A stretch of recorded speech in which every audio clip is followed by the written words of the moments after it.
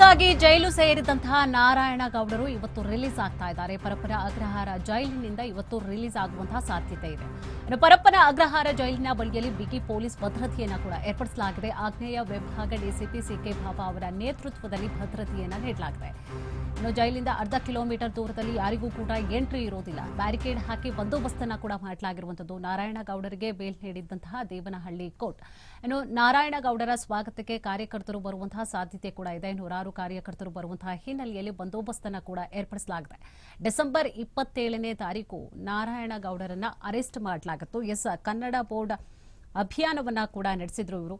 ಇವರ ವಿರುದ್ಧವಾಗಿ ಚಿಕ್ಕಜಾಲ ಪೊಲೀಸ್ ಠಾಣೆಯಲ್ಲಿ ಪ್ರತ್ಯೇಕವಾದಂತಹ 3 ಪ್ರಕರಣಗಳು ದಾಖಲಾಗಿತ್ತು. ಹೆದ್ದಾರಿ ತಡೆ, ಕರ್ತವ್ಯ ನಿರತ ಪೊಲೀಸ್ ಸಿಬ್ಬಂದಿಯ ಮೇಲೆ ಹಲ್ಲೆ, ಸಾರ್ವಜನಿಕ ಆಸ್ತಿ-ಪಾಸ್ತಿ ಹಾನಿ ಆರೋಪದ ಅಡಿಗಳಲ್ಲಿ ಇನ್ನು ಪ್ರಕರಣವನ್ನ ಕೂಡ ನಾರಾಯಣಗೌಡ ಸೇರಿದಂತೆ ಸಂಘಟನೆ ಇನ್ನಿತರ ಕಾರ್ಯಕರ್ತರ ಮೇಲೆ ದಾಖಲು ಕೂಡ ಮಾಡಿಕೊಳ್ಳಲಾಗಿತ್ತು.